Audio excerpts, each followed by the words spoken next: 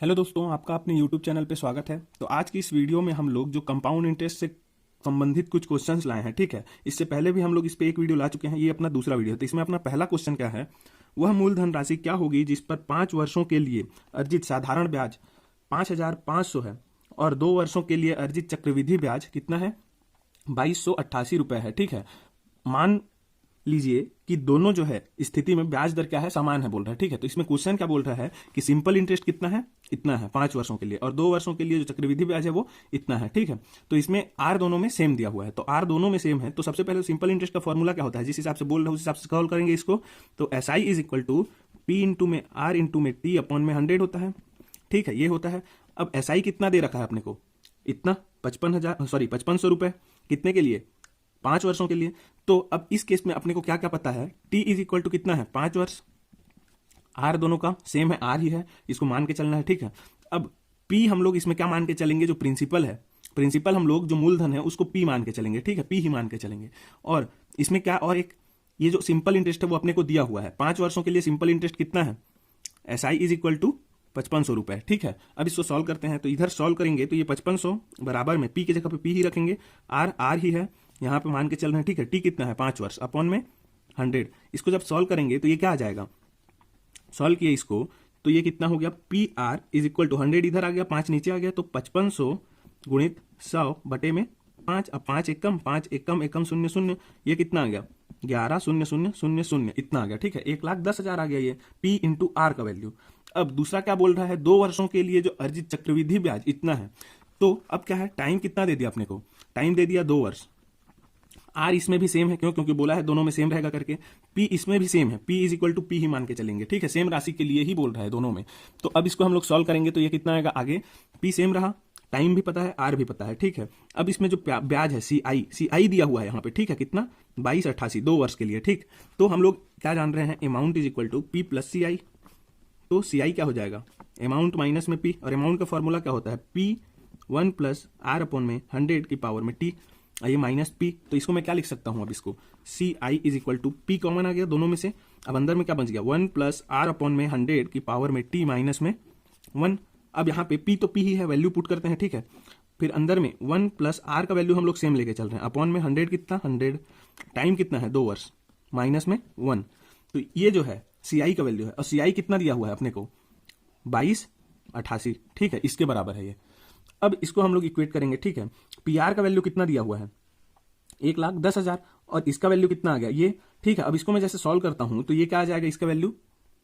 तो यहां पे हम लोग देख रहे हैं कि जो पी आर है, इसको सॉल्व करने से पहले क्या करेंगे, जो पी आर है उसको कितना वैल्यू है, 1,10,000, तो आर का वैल्यू यहां से क्या आ जाएगा, इक्वेशन इसको मान लेते हैं 1, तो 1 से क्या आ जाएगा, फ्रॉम इक्वेशन 1 आर का वैल्यू आ जाएगा 1,10,000 बटे में पी। अब इसको मैं यहाँ पे पुट करूंगा, ठीक है। तो ये क्या आ जाएगा, इसका वैल्यू अब हम लोग निकालेंगे तो इसका वैल्यू कितना आएगा, जैसे कि इसको सॉल्व करना है, ठीक है। तो यहाँ पे पुट करेंगे तो क्या आ जाएगा, 2288 बराबर में ये क्या है, पी की जगह हमें पी ही रहेगा, अंदर में 1 प्लस आर कितना है, इतना, ठीक है। तो 1,1,0,0,0 बटे में पी इंटू में यहाँ पे 100 है, पावर में कितना है, सॉरी ये ओवरऑल पावर में है, ठीक है, दोनों के पावर में, ब्रैकेट के बाहर है 2 ऋण 1।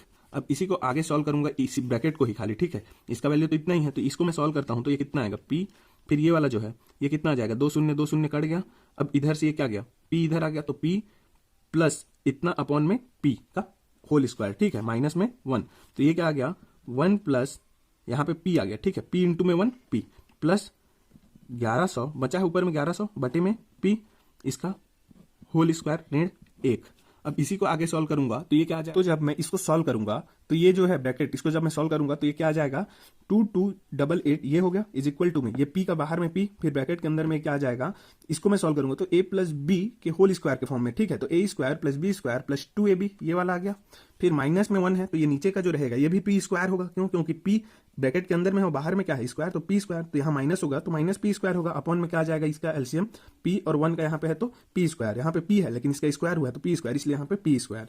अब ये पी एक कट गया, यहाँ का स्क्वायर कट गया, तो नीचे में क्या बचा पी। अब पी क्या होगा, इसको लेफ्ट हैंड साइड ले जाएंगे, ठीक है। तो 2288 पी इज इक्वल टू, अब अंदर में देखिए ये जो पी स्क्वायर है ये माइनस में है, ये प्लस में है, तो ये दोनों कट गए। अंदर में क्या बचा, 2200 पी प्लस 1,100 का स्क्वायर, ठीक है, इतना बचा है। अब यहां से हम लोग देख सकते हैं कि ये भी पी में है, ये भी पी में है, इसको मैं लेफ्ट साइड लाया तो यहाँ कितना बचा, ये माइनस हो जाएगा, तो 2288 माइनस 2200 कितना 88 बचेगा, 88 पी बराबर में 1100 स्क्वायर। तो पी क्या आ जाएगा यहाँ से 1100 इंटू में 1100 स्क्वायर था, तो 1100 को इंटू में 1100 बटे में 88। अब इसको मैं काट दूंगा किससे 11 से, तो 11 अट्ठे और ये 11 1 0 0, ठीक है, 11 एक कम फिर 0 0, अब 4 दूनी 4 25, ठीक है। अब इसको 2 एक कम, ये क्या 2 पंछे फिर 2 पंछे और 0। अब इसको मल्टीप्लाई करेंगे तो पी का वैल्यू कितना आ जाएगा, पी इज इक्वल टू 25 गुणित में 550, तो इसका वैल्यू कितना आ जाएगा, इसका वैल्यू आ जाएगा, इसको जब सॉल्व करेंगे 13,750। तो ये अपना क्या है पी क्या है इसमें मूलधन, ठीक है, जिस पर क्या होगा 5 वर्षों में साधारण ब्याज पर 5500 साधारण ब्याज होगा और चक्रवृद्धि ब्याज पर 2 वर्षों में कितना चक्रवृद्धि ब्याज बनेगा 2288 रुपए। तो ये अपना क्या हो जाएगा आंसर, कौन सा है ऑप्शन नंबर इसमें देखिए कौन सा है, ऑप्शन सी क्या है 13,750, तो ये अपना आंसर हो जाएगा।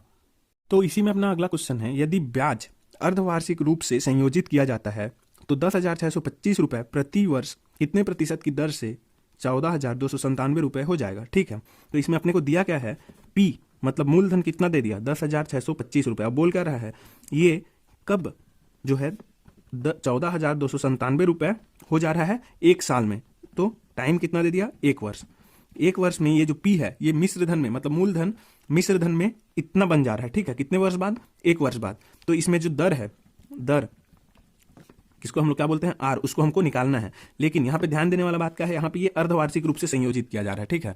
तो अर्धवार्षिक बोल रहा है मतलब इसमें जो है आर क्या हो जाएगा, आर हो जाएगा R/2 और टाइम क्या हो जाता है अर्धवार्षिक बोलता है तो टी इंटू में 2, तो टाइम जो है वो क्या हो जाएगा टी इंटू में 2t हो जाएगा। मतलब 1 वर्ष है तो वहां पे वैल्यू कितना आ जाएगा 2 लिखेंगे, ठीक है, क्योंकि ये 2 छमाही में बढ़ जाता है, 6 महीने के 2 बार हो जाएगा 1 वर्ष। 1 वर्ष में कितने 6 महीने रहेंगे 2 6 महीने के ग्रुप होंगे ना, इसलिए यहाँ पे ये 2 आ जाएगा, ठीक है। 2 छमाही ऐसे लिख सकते हैं इसको, 2 छमाही तो 2 आ गया, ठीक है, क्योंकि ये अर्धवार्षिक बोल रहा है, ये R is equal to R/2 बोल रहा है। R/2 मतलब कि ये अर्धवार्षिक कैलकुलेट कर रहे हैं इसको, तो अर्धवार्षिक है तो इसको भी अर्धवार्षिक करना पड़ेगा टाइम को। तो अमाउंट क्या होता है, amount is equal to P1 plus R/100 का पावर में T होता है। तो इसमें ए हम लोग को कितना दिया है 14,297 बराबर में P 10,625। अब 1 प्लस R को हम लोग क्या लिखेंगे R/2 इंटू में क्या है 100, तो ये 200 हो जाएगा। और टाइम कितना है अपना 1 की जगह पे हम लोग 2 लिखेंगे, ठीक है। अब इसको हम लोग सॉल्व करेंगे तो ये कितना आ जाएगा 14,297 बटे में कितना 10,625, ये इधर आ गया इज इक्वल टू में ये 200 एकम 200 धन R, तो 200 धन R बटे में 200, इसका पावर कितना हो जाएगा, इसका पावर 2, ठीक। इसको सॉल्व करूंगा मैं तो इसका वैल्यू कितना आ जाएगा 841 बट्टे में 625। अब नीचे में जो 200 है ये क्या लिख सकते हैं इसको 200 धन R का होल स्क्वायर अपॉन में ये 200 कितना हो जाएगा 4 0 0 0 0 इतना हो जाएगा, इसका स्क्वायर 200 का स्क्वायर, ये भी स्क्वायर के अंदर में है ना ब्रैकेट में, तो इतना हो जाएगा। अब इसको मैं सॉल्व करूंगा तो 4000 इधर आएगा, तो 8 1 40 गुणित में 4000 नहीं है 40,000 है, ठीक है, 40,000 बट्टे में 625 इज इक्वल टू 200 धन R का होल स्क्वायर। अब इसका जो वैल्यू आएगा ये कितना आ जाएगा, इसका वैल्यू इसको जब हम लोग सॉल्व करेंगे तो ये कितना आएगा 5 3 8 2 4 बराबर में ये 200 प्लस R का होल स्क्वायर। ये जो है ये किसका स्क्वायर रहता है, ये जो है 5 3 8 2 4 ये स्क्वायर रहता है किसका 232 का, ठीक है, 232 का स्क्वायर है ये, तो ये स्क्वायर। अब इधर कितना है 200 धन R का स्क्वायर है ये, ठीक है, तो स्क्वायर स्क्वायर कट गया दोनों तरफ से, रूट ओवर में करेंगे ऐसे रूट लगाएंगे तो, ठीक है। अब इधर कितना बचा 232 बराबर में 200 धन R, तो R का वैल्यू कितना आ जाएगा 232 ऋण 200, तो ये कितना आ गया 32, तो ये 32% इसका क्या हो जाएगा आंसर। तो ऑप्शन कौन सा, ऑप्शन सी अपना आंसर होगा, ठीक है। तो इसमें समझने वाला कहाँ पे था चीज ये वाला, ठीक है। टी जब 1 वर्ष है लेकिन अर्धवार्षिक रूप से इसमें क्या हो रहा है संयोजित हो रहा है क्या दर, तो इसमें दर R/2 हो जाएगा और टाइम क्या हो जाएगा 2 छमाही में बढ़ जाएगा, ठीक है। तो टी के जगह में क्या हो जाएगा 2t हो जाएगा, ठीक। बस ये था एक क्वेश्चन। अब इसमें अब हम लोग अगला क्वेश्चन देखेंगे। तो क्वेश्चन जो है वह है कि किसी धन का 4% वार्षिक दर से 2 वर्ष का चक्रवृद्धि ब्याज कितना है 102 रुपए है, उस धन का उसी दर से उतनी ही अवधि के लिए साधारण ब्याज कितना होगा, ठीक है। तो इसमें हम लोग को क्या दे दिया R दे दिया कितना 4% दे दिया है इसमें, ठीक है। टाइम कितना बोल रहा है 2 वर्ष, तो टाइम 2 वर्ष हो गया। अब कितना बोल रहा है CI जो है उसका 102 रुपए हो जा रहा है, ठीक है, CI 102 रुपए। अब हम लोग जान रहे हैं अमाउंट इज इक्वल टू क्या होता है मूलधन धन में चक्रवृद्धि ब्याज, और CI अपने को 102 दिया है, तो अमाउंट क्या हो जाएगा P प्लस 102, ठीक है। अब अमाउंट का फॉर्मूला क्या होता है, P1 प्लस R बाई 100 का पावर T, और हम लोग यहाँ पे जो P है उसको मूलधन माने हैं, ठीक है, जो कि हमको इसमें नहीं दिया हुआ है, लेकिन उसको मानना पड़ेगा। क्यों? क्योंकि साधारण ब्याज निकालना है, तो पहले में हमको P निकालना है, फिर दूसरे में उसमें साधारण ब्याज निकालेंगे, ठीक है, उसी P से। तो P यहाँ पे निकाल लेंगे, तो अमाउंट क्या है, P प्लस 102 है, तो इधर मैं क्या लिख सकता हूँ, P प्लस 102 बराबर में P फिर 1 प्लस R कितना दिया है 4 बटे में 100, टाइम कितना दिया है 2 वर्ष, तो 2 पावर में, ठीक है। अब इसमें क्या हो जाएगा, P को मैं इधर डिवाइड भी कर सकता हूँ या फिर ऐसे भी रख सकता हूँ, ठीक है। तो इसको अब हम लोग ऐसे सॉल्व कर लेंगे, तो ये क्या आ जाएगा, P 102 धन में बराबर में P 4 एकम, ये कितना 4 25, तो 25 एकम 25 एक 26 बटे में 25, ये 26 बटे में 25 का स्क्वायर हो गया, ठीक है।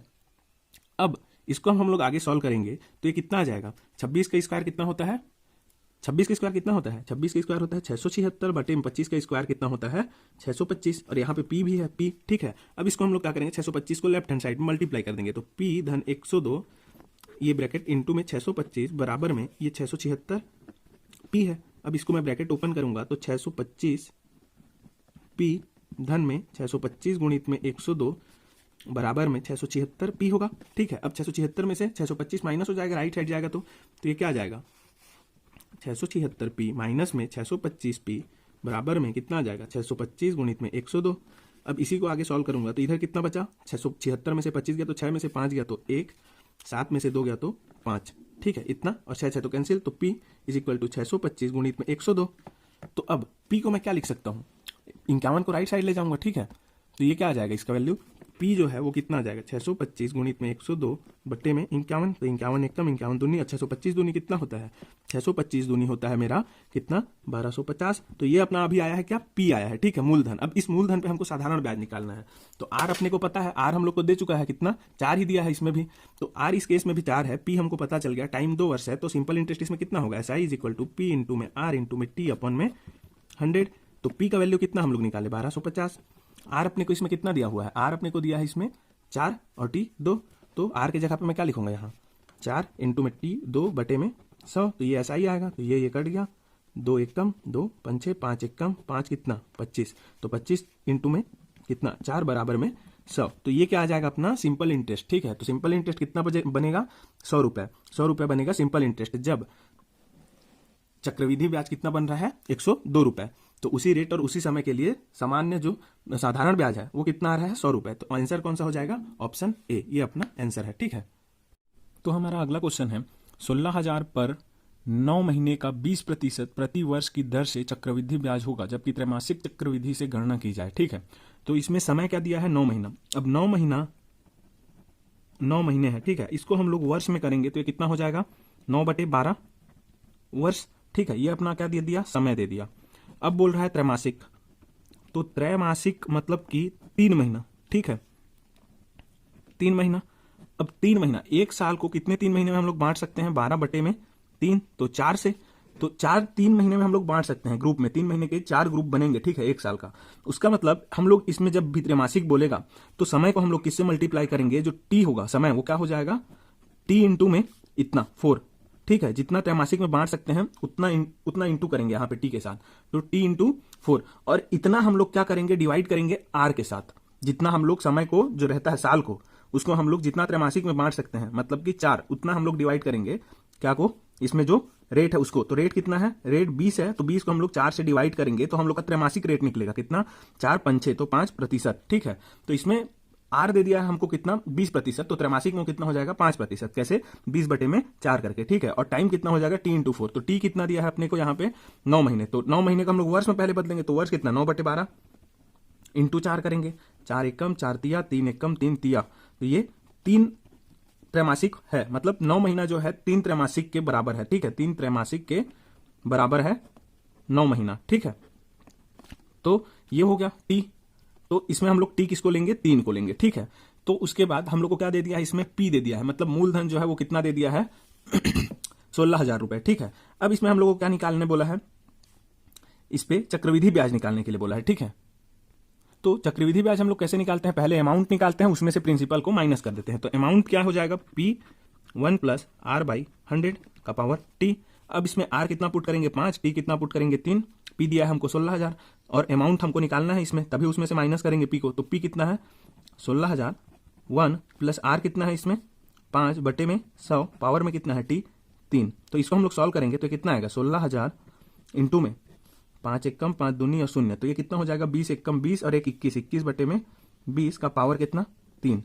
ठीक है, अब इसको हम लोग सॉल्व करेंगे तो अमाउंट कितना आ जाएगा अपना 16,000 गुणित 21 गुणित 21 गुणित 21 3 बार करेंगे तो 21 का स्क्वायर कितना होता है 441, फिर गुणित में फिर एक 21 बच गया। ठीक है, बटे में 20, तो 20 का स्क्वायर कितना होता है 400, फिर एक और 20। ठीक है, तो ये 2 0 2 0 1 1 और 4 एकम 4 चौक 16, 2 एकम 2 दूनी, तो ये कितना आ गया 441 गुणित में 21 गुणित में 2, तो ये कितना आ जाएगा इसका वैल्यू 441 गुणित में 21 दूनी 42। तो इसका जो वैल्यू आएगा अमाउंट का वो कितना हो जाएगा, अमाउंट इज इक्वल टू 441 गुणित 42, जो कि किसके इक्वल है 18,522 के बराबर है। ठीक है, इसको मल्टीप्लाई करेंगे तो कितना आएगा 18,522। तो ये तो अपना आ गया अमाउंट। और क्योंकि जो कंपाउंड इंटरेस्ट मतलब कि चक्रवृद्धि ब्याज जो रहता है, जो हमको इस क्वेश्चन में पूछा है, ठीक है, वो क्या होता है अमाउंट माइनस में पी प्रिंसिपल। ठीक है, मतलब कि मिश्र धन ऋण मूलधन करेंगे तो हमारा कंपाउंड इंटरेस्ट आएगा। ठीक है, तो मिश्र धन कितना है 18,522, ऋण जो हमारा प्रिंसिपल है वो कितना है 16,000, तो 16,000 इसको हम लोग सॉल्व करेंगे तो ये कितना आ जाएगा 2522। तो ये जो है इतना रुपए, ये क्या बन रहा है इसमें चक्रवृद्धि ब्याज बन रहा है। ठीक है, इस मतलब 9 महीने के लिए जब हम लोग उसको त्रैमासिक दर पर देंगे। ठीक है, त्रैमासिक चक्रवृद्धि ब्याज निकालेंगे। अब जब रेट कितना है 20% और प्रिंसिपल कितना है 16,000, तो हमारा जो चक्रवृद्धि ब्याज आएगा वो कितना आएगा 2,522 रुपए। ठीक है, तो ऑप्शन कौन सा, ऑप्शन बी अपना आंसर हो जाएगा। तो ये है अपना अगला क्वेश्चन। एक धनराशि को एक वर्ष के लिए, धनराशि लिखा गया धनराशि है, को एक वर्ष के लिए 18% चक्रवृद्धि ब्याज की दर से उधार दिया गया। चक्रवृद्धि ब्याज की दर अर्धवार्षिक होने पर ब्याज 324 रुपया बढ़ जाता है। ठीक है, तो उधार की धनराशि क्या होगी, उसका मतलब बोल रहा है कि जो भी धनराशि एक वर्ष के लिए 18% चक्रवृद्धि ब्याज की दर से उधार दिया जा रहा है। अब चक्रवृद्धि ब्याज की दर अर्धवार्षिक हो जाएगा तो उसका जो ब्याज है वो 324 रुपए बढ़ जा रहा है। ठीक है, तो उधार का जो धनराशि है वो हमको निकालना है, कितना उधार दिया गया। तो उधार जो धनराशि दिया गया है उसको हम लोग क्या बोलेंगे मूलधन, क्योंकि मूलधन ही हम लोग देंगे, वो किसको, उसको हम लोग मान लेते हैं पी, इसको हमको निकालना है। ठीक है, अब आर हमको दिया है कितना 18%। ठीक है, चक्रवृद्धि ब्याज की दर से, समय कितना दे दिया है 1 वर्ष। अब 1 वर्ष शुरू 1 वर्ष के लिए ऐसे ही दिया गया वार्षिक दर पे, फिर उसके बाद उसको क्या कर दिया अर्धवार्षिक। तो पहले वार्षिक के लिए कितना आएगा अमाउंट जो होगा वो क्या है amount is equal to P 1 plus R by 100। ठीक है, का पावर टी। अब पी कितना है निकालना है वो। ठीक है, पी फिर 1 प्लस आर कितना है 18, वार्षिक है तो 18 ही लिखेंगे, बटे में 100 का पावर टी कितना है 1 है। ठीक है, तो ये जो हो गया ये अपना अमाउंट आ गया मिश्र धन। ये कितना है 1 वर्ष के लिए जब वार्षिक किया जा रहा है। तो अब इसको हम लोग काट भी सकते हैं, 2 निया और 2 50, 50 एकम 50 और 9 59, तो 59 बटे में 50 ये हो गया। ठीक है, इसको इक्वेशन 1 ले लिए। अब दूसरा क्या बोल रहा है इसमें चक्रवृद्धि ब्याज की दर अर्धवार्षिक, तो मूलधन तो उसमें कितना रहेगा पी ही रहेगा, लेकिन आर जो है वो अर्धवार्षिक है, मतलब 18 बटे में 2 हो जाएगा, बराबर में 9% हो जाएगा, और टाइम क्या हो जाएगा 2 टाइम्स, तो 2 हो जाएगा। ठीक है, अर्धवार्षिक है मतलब 2 छमाही, तो 2 हो गया। अब इसके बाद इसको हम लोग सॉल्व करेंगे तो इसमें जो अमाउंट आएगा वो कितना हो जा रहा है 324 रुपया बढ़ जा रहा है बोल रहा है अर्धवार्षिक में। ठीक है, तो इक्वेशन 1 ये है, इक्वेशन 2 में अमाउंट आएगा ए डैश आएगा। अब इसमें फॉर्मूला में हम लोग पुट करेंगे इसी फॉर्मूला में, तो फॉर्मूला क्या होता है पी 1 प्लस आर बाई 100 का पावर टी।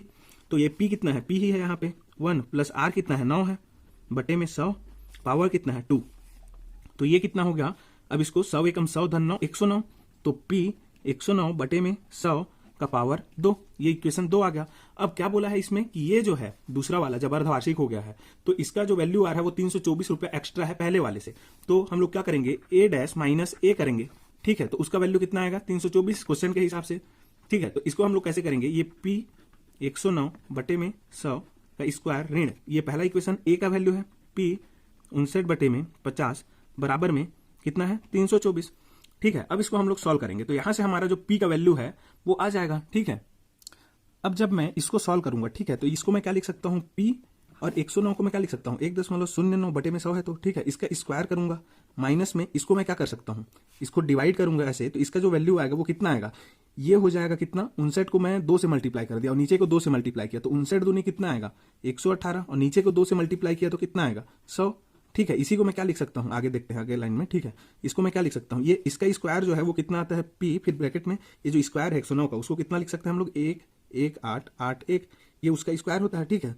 अब माइनस में इसको मैं क्या लिख सकता हूँ, यहाँ पे p है, ठीक है, ये वाला p, तो ये इसको मैं क्या लिख सकता हूँ p 1.18, ठीक है। और आगे में 0 0 ऐसे भी लिख सकता हूँ, इज इक्वल टू 324, ठीक है। तो इसको अब मैं क्या करूंगा, इसको सॉल्व किया तो इसका वैल्यू किया तो 0.081 p इज इक्वल टू 324। अब इसको मैं p इज इक्वल टू क्या लिख सकता हूँ 324 बटे में 0.0081, ठीक है। अब इसको मैं जब करूंगा डिवाइड करूंगा तो इसका वैल्यू कितना आ जाएगा 40,000, ठीक है। 40,000 ये आ जाएगा ये रुपए में, ठीक। तो इसका जो p है, ठीक, p मतलब जिसको हमको निकालना था, जो मूलधन जिसको हम लोग उधार में दे रहे हैं, जो कि कितना हो जा रहा है, बढ़ जा रहा है कितना 324 रुपए से, ठीक है, जब अर्धवार्षिक हो जा रहा है वो, तो ये क्या आ जाएगा उसका वैल्यू, उस धनराशि का वैल्यू 40,000 रुपए, ठीक। तो इसमें आंसर कौन सा है, आंसर ए 40,000 रुपए, ठीक, इसका आंसर होगा।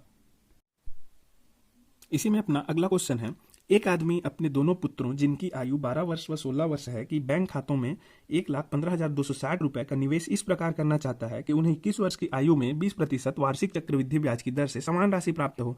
छोटे भाई का हिस्सा क्या होगा। इसमें बोल कर रहा है इतना रुपए को उनके पिता, जो दो पुत्र हैं उनके पिता, ऐसा निवेश करना चाहते हैं इतने इतने मात्रा में कि दोनों जब 21 वर्ष के हों, ये 12 वर्ष का है, ये 16 वर्ष का है, तो ये 21 वर्ष होने में इसको 9 साल लगेगा, इसको 5 साल लगेगा, ठीक है।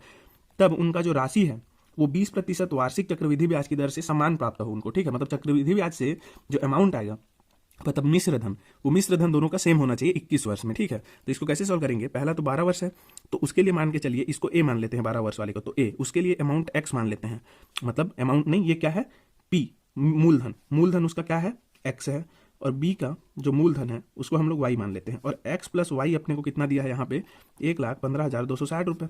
तो यहाँ से मैं वाई को क्या लिख सकता हूँ 1,15,260 ऋण में एक्स, इसको इक्वेशन 1 ले लेता हूँ मैं, ठीक है, इसको इक्वेशन 1 ले लिया हूँ इतना को।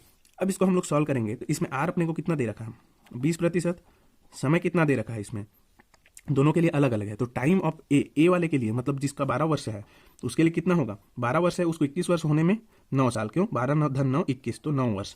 और टी बी जिसको कितना 16 वर्ष हुआ है तो उसको 21 वर्ष होने में 5 वर्ष लगेगा, तो 5 वर्ष। तो दोनों का टी भी पता है, आर भी पता है, ठीक है।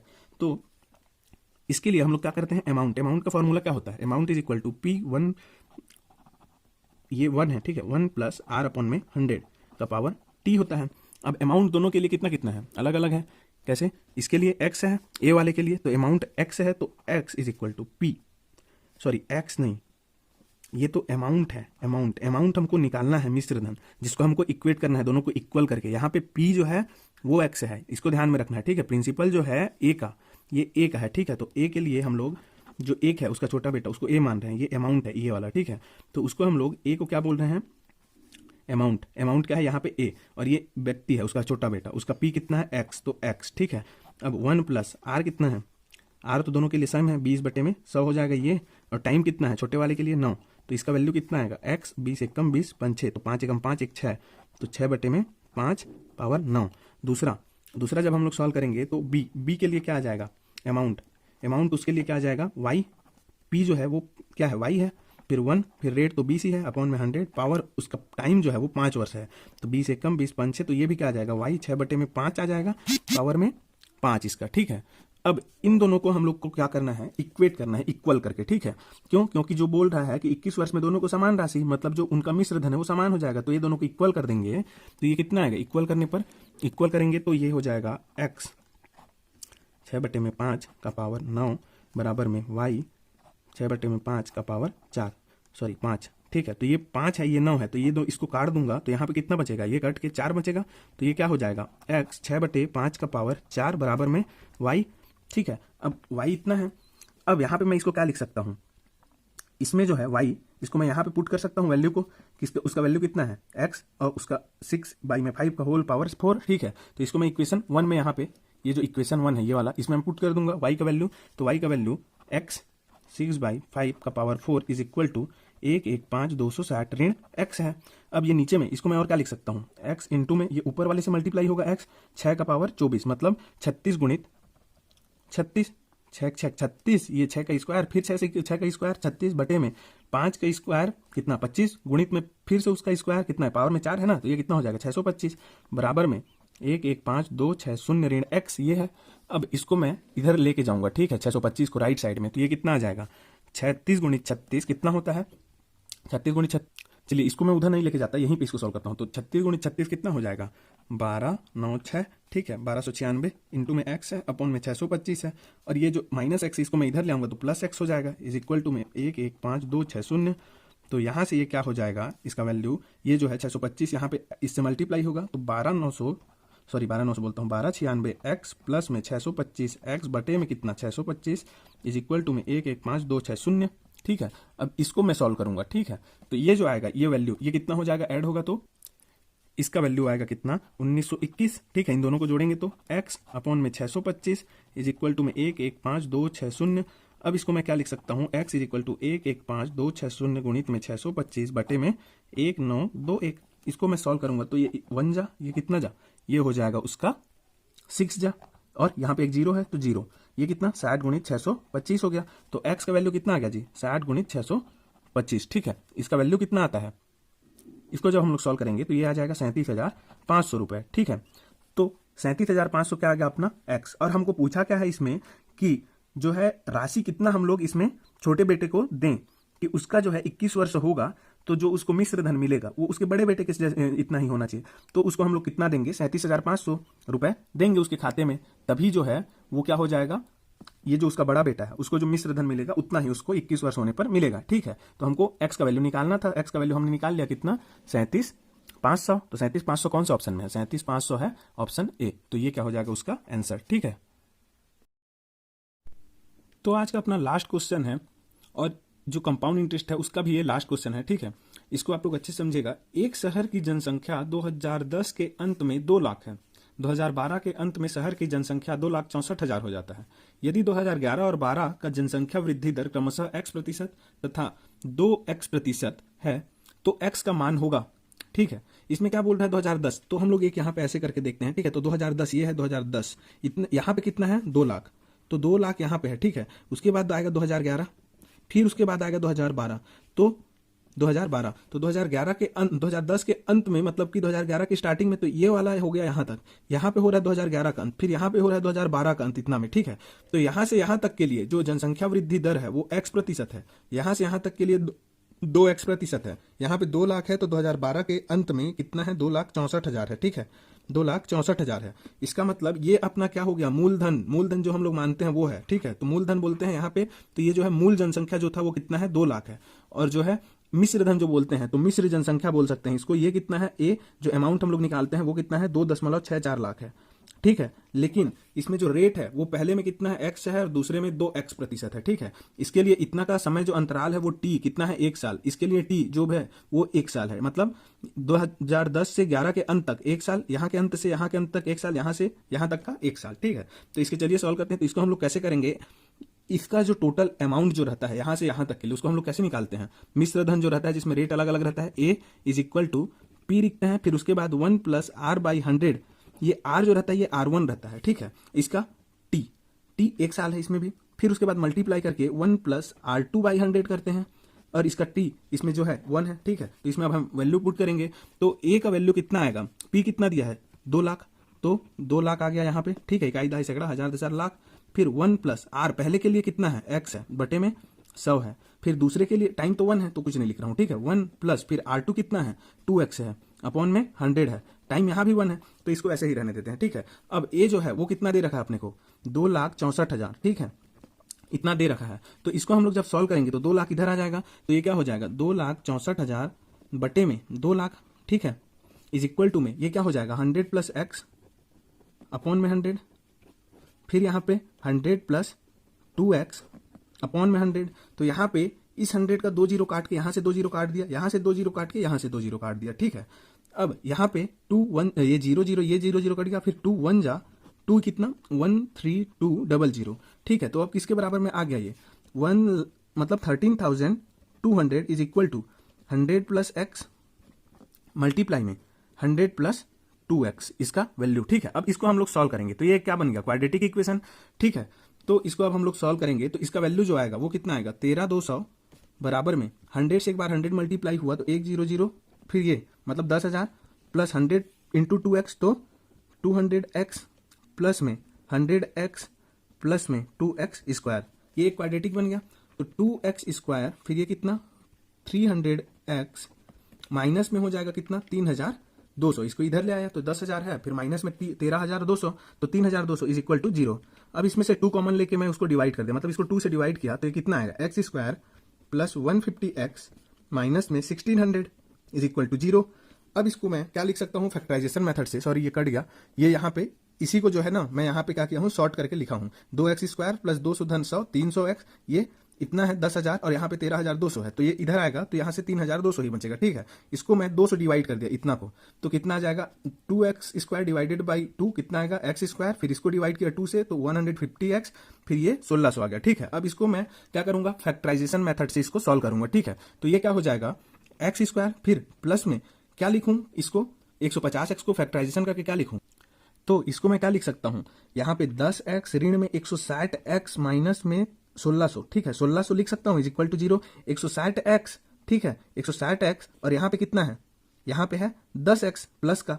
ठीक, सॉरी, तो इसको मैं प्लस लिखूंगा ना, तभी तो यहाँ पे ये प्लस में आएगा, तो इसको मैं माइनस। ठीक है, तो ये क्या हो जाएगा माइनस 10x धन 160x माइनस में 1600। ठीक है, तो 160 माइनस 10 कितना 150, तो ये 150 प्लस का है तो प्लस ही आएगा। ठीक है, तो यहाँ पे क्या हो जाएगा x कॉमन लिया तो x ऋण 10, फिर माइनस में नहीं प्लस में 160 कॉमन लिया तो x माइनस फिर से 10 इज इक्वल टू 0।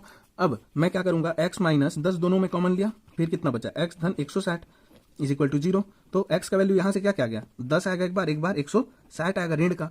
तो जो x है वो क्या था अपना रेट था, तो रेट जो है वो कभी भी माइनस में थोड़ी हो सकता है, नहीं ना, तो वो हमारा क्या होगा आंसर 10। तो x का वैल्यू कितना आएगा 10, ये अपना आंसर होगा। तो ऑप्शन कौन सा, ऑप्शन बी अपना आंसर है। ठीक है, तो ये अपना था आज का लास्ट वीडियो, और चक्रवृद्धि ब्याज इतना में लगभग पूरा कंप्लीट होता है। ठीक है, तो आपको वीडियो अच्छा लगा हो तो वीडियो को लाइक करें, शेयर करें और हमारे चैनल को सब्सक्राइब करें। Thank you.